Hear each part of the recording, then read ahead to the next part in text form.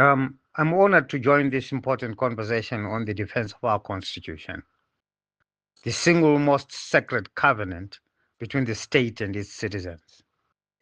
Why is this conversation mattering now?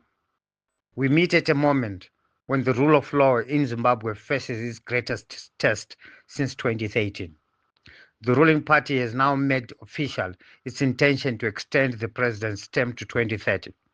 A move that openly violates the spirit and the letter of the constitution that the people themselves adopted in 2013. This is not a technical amendment. It is an attempt to rewrite the people's will. And once the will of the people can be rewritten by those in power, democracy ceases to exist. Our constitution is unambiguous. The president's authority to govern derives directly from the people, not from parliament, and not from the party in power. Parliament may make laws, but it cannot manufacture legitimacy. That legitimacy flows only from the people's consent, expressed through free and fair elections within fixed constitutional limits.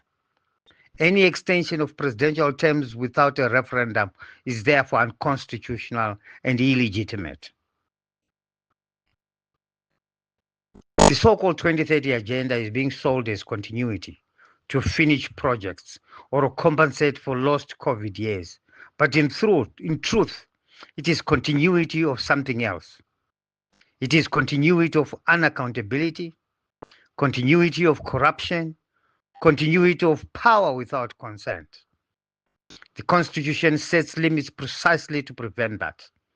Term limits are not an inconvenience. They are a safeguard, a safety valve to ensure that power remains a trust, not a possession. When constitutional order collapses, it is not politicians who pay the price. It is citizens.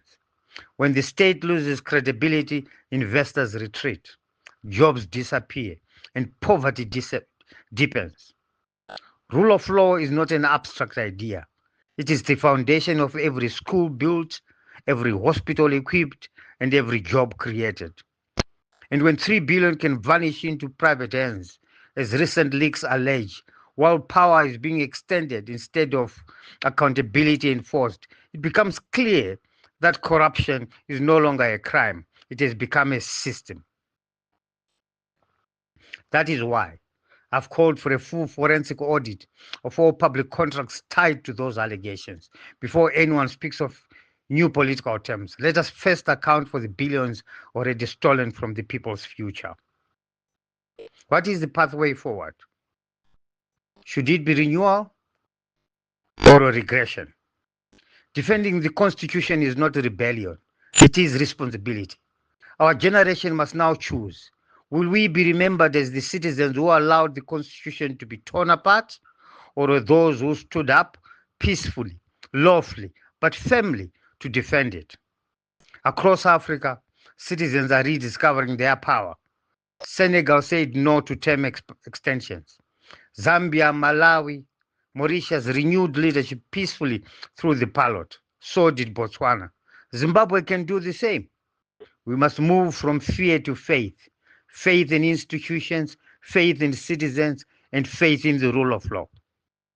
In closing, moderator, in the end, this is not about personalities. It is about principle. Power must never outlive its purpose, and constitutions must never be written for convenience. Let us defend our constitution not because it is perfect, but because it is ours. And because in defending it, we defend the idea of Zimbabwe itself.